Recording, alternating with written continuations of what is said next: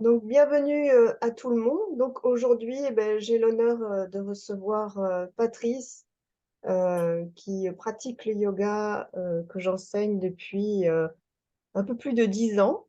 Et donc, je voulais l'inviter aujourd'hui pour qu'il puisse en dire un petit peu plus sur son parcours et puis les effets de sa pratique. Donc, il va en parler. Est-ce que Patrice, tu pourrais nous expliquer comment tu te sentais avant de commencer le yoga? Qu'est-ce qui t'a amené à faire du yoga? Comment ça s'est passé les premières fois aussi que tu pratiquais? Alors, bonjour, bonjour Catherine, bonjour à tous. J'ai débuté au milieu de la cinquantaine, alors que alors que j'étais en pleine activité professionnelle qui me prenait beaucoup de temps, avec des fins de service presque toujours au-delà de 20 heures. Donc, c'était un travail assis avec beaucoup d'ordinateurs, donc des tensions et puis aussi du stress.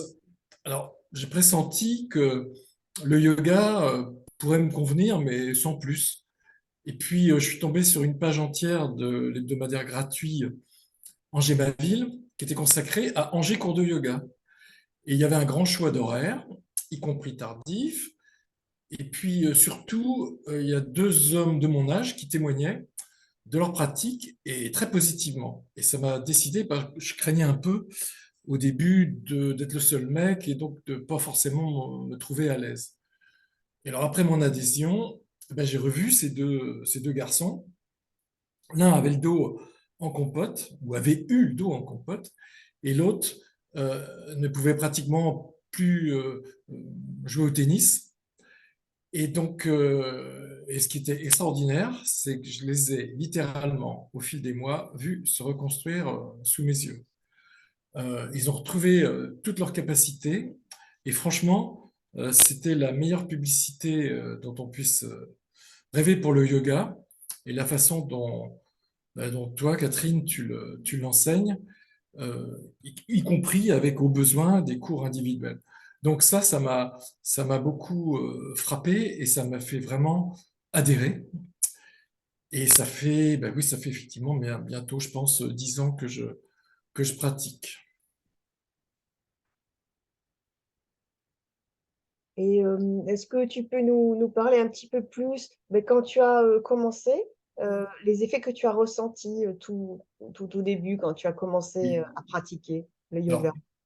Alors, quand j'ai débuté, j'étais conscient d'être très moyennement souple, d'être tendu, pas vraiment sportif de toute façon.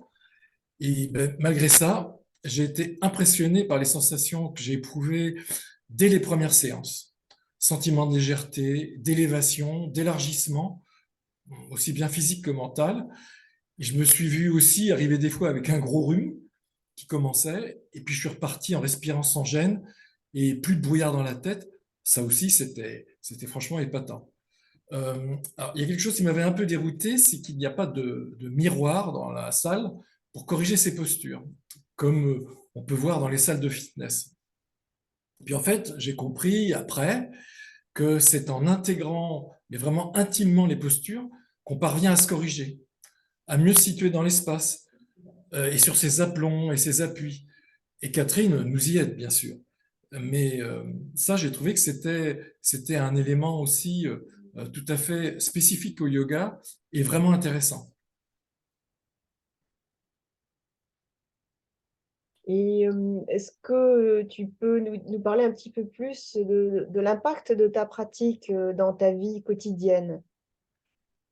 Alors oui, parce que au-delà de l'effet qu'on ressent euh, pendant et après la séance, qui est vraiment un premier effet déjà marquant, il y a un deuxième effet qui se coule, comme j'aime bien dire, et qui lui est sur la durée. Et bien sur la durée, on prend confiance, on aboutit mieux ses postures, et même si le but n'est pas de faire comme le voisin, euh, qui souvent est plus jeune et plus souple, eh bien, on progresse, on se concentre sur ce qu'on fait et en pleine conscience, on progresse toujours, forcément. L'important, en tout cas, c'est de tendre vers le bon mouvement, même si on ne l'aboutit pas complètement. Tendre vers, eh ben, c'est déjà, avec les bonnes respirations, c'est déjà se garantir de pouvoir recueillir les bienfaits. Et ils sont ils sont tout de suite, comme je l'ai dit, très vite au rendez-vous. Alors, au bout de quelques mois, en plus, j'ai accédé à un début d'autonomie qui me permettait de refaire chez moi une partie de ce que j'avais appris. Mais les cours restent quand même nécessaires pour progresser. Et puis, les stages aussi sont intéressants, notamment pour ce qui concerne la gestion des émotions. Et j'ai compris que les émotions, c'était une énergie à retourner à son profit et surtout pas contre soi. Et là aussi, j'ai reçu quelques bonnes clés. Il faut après que je les sorte au bon moment, les clés, mais j'ai maintenant le petit trousseau pour faire ce qu'il faut dans différentes situations. Alors justement, à propos des émotions, tu avais décidé de faire un accompagnement individuel là-dessus. Est-ce que tu pourrais en parler un petit peu? Oui, effectivement, je connaissais, c'est pas toujours facile de témoigner de ce qu'on ressent intimement, hein, mais je trouvais que c'était un peu les montagnes russes au niveau des émotions. Quand il y avait quelque chose de triste, je, ça me bouleversait vraiment, et ça se voyait que j'étais bouleversé. Et puis également, j'avais des moments d'énervement et qui pouvaient aller jusqu'à l'agressivité. Et alors, bah, j'ai travaillé là-dessus. Je pense pas avoir complètement tout résolu, mais franchement, je suis mieux entré dans les mécanismes que ça implique. Et puis, j'ai maintenant, comme je l'ai dit, des clés, des possibilités d'apporter des correctifs, mais tout en restant moi-même. C'est pas de la, c'est pas de la contrainte qu'on s'applique. C'est vraiment quelque chose de fluide qui devait devenir un peu un réflexe, une autre forme de respiration et qui permettent de mieux gérer, de mieux maîtriser ses émotions. Et ça, vraiment, faut reconnaître, c'est un travail sur la durée, hein. Et donc, ta pratique de yoga a eu un impact dans ton quotidien, euh, dans ta relation avec tes proches, ton entourage. Est-ce que tu peux parler de ça? Euh, oui, je pense, mais ce serait plutôt à eux d'en témoigner.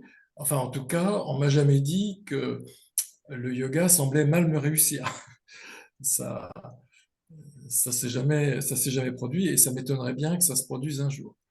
Non, non, c'est vraiment euh, un moment de ressourcement. C'est vraiment le terme. Et d'ailleurs, c'est ce qui est marqué à l'entrée, je crois, sur ta salle, sur la porte. On, on arrive à quelque chose qui débouche sur un vrai ressourcement. Donc, on reste soi-même, mais on se ressource. On revient à ce qu'on est, mais en mieux. Et ça, c'est vraiment une chance et une richesse. Et maintenant, donc, alors, est-ce que tu pourrais nous dire, alors, dans cette pratique de yoga que tu fais avec moi, c'est qui te paraît être les points, les plus gros points forts, ce qui est de plus puissant pour toi dans cette Ouais. méthode?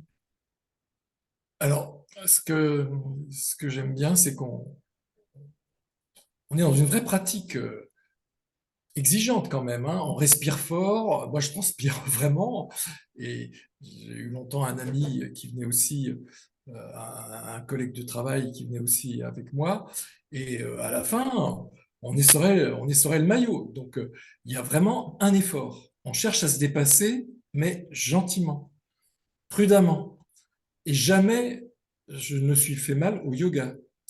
En fait, on comprend que s'il y a effort, il ne doit jamais installer de souffrance. Sinon, ça veut dire qu'on tourne le dos à l'objectif et de toute façon, l'idée de compétition est complètement absente du yoga, y compris la compétition avec soi-même. Et ça, vraiment, il faut le retenir et ça me paraît un point essentiel.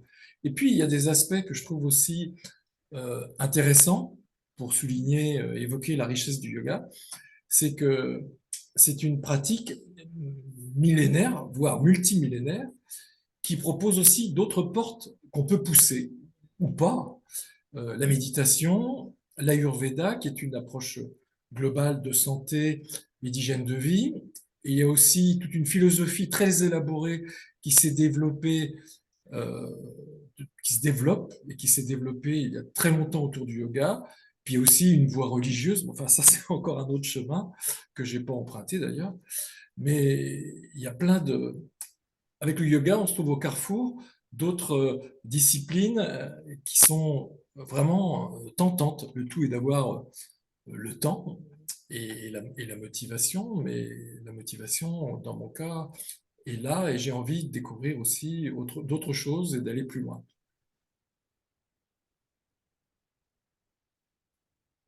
Et oui, tu pourrais peut-être nous expliquer, mais comment plus précisément ça change concrètement les choses ben, aujourd'hui dans ta vie, cette pratique de yoga.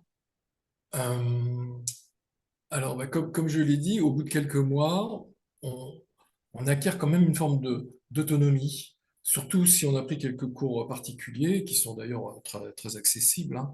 Euh, donc là, on a quelque chose qui vous convient, un petit programme qu'on peut porter avec soi et dans n'importe quel endroit, mettre en œuvre.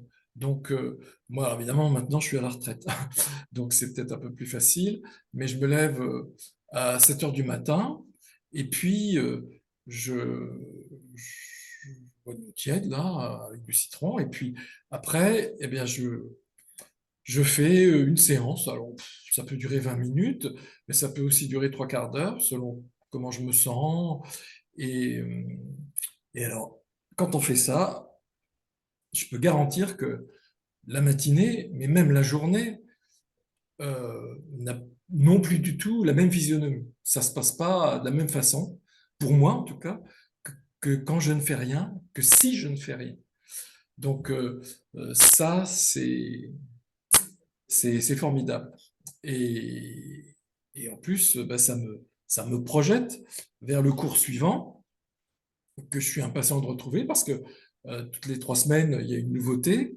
On enchaîne une nouvelle série de postures et c'est une vraie aventure euh, tranquille et douce, une aventure à rebondissement dont vraiment je ne peux pas me lâcher, je ne peux pas me lasser et que je ne peux pas lâcher. Et puis, je voudrais dire aussi à ceux qui hésiteraient, qui seraient un peu tentés, mais qui hésiteraient, alors il faut surtout oublier les photos spectaculaires de pratiquants qu'on retrouve en équilibre sur les mains, avec les jambes qui font des nœuds. Ça, les maîtres y parviennent, mais c'est un but pour personne. On peut profiter longtemps et puissamment du yoga sans réussir ce genre d'acrobatie. Alors, si vous pensez que même des postures plus basiques ne sont pas compatibles avec votre souplesse limitée, eh ben, vous vous trompez. Et vous allez justement la développer, cette souplesse, en douceur et sur la durée. Vraiment, vraiment, ça vaut le coup d'essayer. Je ne peux pas mieux dire, Catherine. Mais donne ton témoignage personnel. Toi, est-ce que tu pratiquais beaucoup le sport avant de faire du yoga? Est-ce que tu étais particulièrement souple? Non, Euh, non, justement, comme je l'ai dit au début, j'ai jamais été un grand sportif. Je faisais des activités physiques, de la marche, du vélo, du jardinage, des activités physiques, mais j'ai jamais été un sportif. Euh, et, et puis, je me suis jamais senti spécialement souple, hein, vraiment. Donc, bah, là, j'ai le sentiment d'avoir changé sur ce point. Et j'en recueille vraiment les bienfaits depuis que j'ai commencé. Mais Est-ce que vraiment, tu... depuis le début où Ouais. on commence, on engrange des bénéfices. Et ça, personne je suis sûr que personne ne peut le nier. Tous ceux qui ont démarré peuvent et doivent dire la même chose que moi. Est-ce Et que tu pourrais témoigner aussi de ton accompagnement individuel? Parce que tu vois, tu as réussi à installer quelque chose dans ton quotidien de façon indépendante et autonome. Et aussi parce que ben, tu as voulu avoir un suivi individuel en plus de tes cours, enfin tes séances collectives que tu suivais. oui, alors c'est vrai que euh, on n'est jamais très nombreux dans les cours, mais on peut pas avoir le professeur là, professeur, rien que pour soi. Donc, on n'est pas toujours bien sûr, bien certain de faire à peu près correctement et même le mieux possible telle ou telle posture. Euh, Par exemple, le chien tête en bas, on ne se voit vraiment pas faire ça. Donc, on ne sait pas si on est vraiment les hanches bien projetées vers le haut, si on a bien mis les bras et les épaules. Euh, et ça, on peut pas se voir, on peut pas se faire prendre en photo. Et c'est un petit peu compliqué. Moi, j'avais comme ça quelques postures qui me posaient un peu question et que j'ai pu approfondir lors de séances individuelles. Et puis, Catherine, à qui j'exposais un petit peu mes petits troubles, hein, parce que je suis plus tout jeune, j'ai, comme tout le monde, mes petits problèmes. Eh bien, Catherine, tu as mis en place un programme qui me convenait, que j'ai respecté au mieux. Et franchement, ben, ça m'a vraiment beaucoup apporté. Et mon quotidien, même au travail, évidemment, là, je suis plus facilement dans le bien-être et la détente puisque je suis à la retraite depuis peu de temps. Mais quand je travaillais, ça changeait vraiment mon attitude, mon ressenti. J'étais même plus, me trouvais plus réveillé, plus performant et aussi plus pondéré. Donc, franchement, j'ai surtout pas regretté d'avoir eu ces quelques cours en particulier, mais il en a fallu finalement très peu, hein. C'est quelques rendez-vous de ce genre, plus les cours. Et puis maintenant, j'ai mon petit bagage. Alors, j'ai pas envie d'arrêter les cours parce que vraiment, comme je l'ai dit, c'est un vrai feuilleton et c'est une découverte, une redécouverte permanente de soi et du yoga. Donc, je vais sûrement pas arrêter ça. Et puis, la dynamique du groupe, ça ressource aussi. C'est, c'est important. Donc, se priver de l'entourage, l'environnement du groupe, c'est dommage. Donc, je veux pas non plus arrêter ça. Mais j'ai déjà beaucoup parlé. Je trouve que je suis peut-être même un peu long pour ceux qui écoutent. Mais non. Et peut-être que tu voudrais dire encore des choses sur lesquelles je t'ai pas interrogée et qui se semblent importantes. Bah, non, ce sera peut-être mon mot de la fin. Ce que je veux dire, c'est que bah, je vais bientôt avoir 65 ans, vraiment très bientôt, et je suis pas prêt d'arrêter le yoga. Tout simplement parce qu'il me procure beaucoup de bien-être sur l'instant et sur la durée, et aussi parce qu'il n'existe tout simplement pas de catégorie senior au yoga. Les cours mélange et génération, c'est énergisant, ça, ce mélange, ce brassage, et c'est jamais complexant, parce que l'esprit du yoga, c'est surtout pas, comme je l'ai dit, il est surtout pas dans la comparaison. Et donc, pendant 1h15, chacun oublie son état civil, en même temps que ses soucis, et le monde extérieur. Et ça, c'est un grand luxe. Donc, ben, merci pour m'avoir apporté ce luxe, Catherine. Et je peux le dire vraiment avec reconnaissance et émotion. Voilà. Merci Patrice. Donc, finalement, c'est moi qui suis obligée de dire le mot de la fin. Donc, au revoir Patrice et au revoir tout le monde. Et à bientôt. Au revoir, à bientôt, Catherine.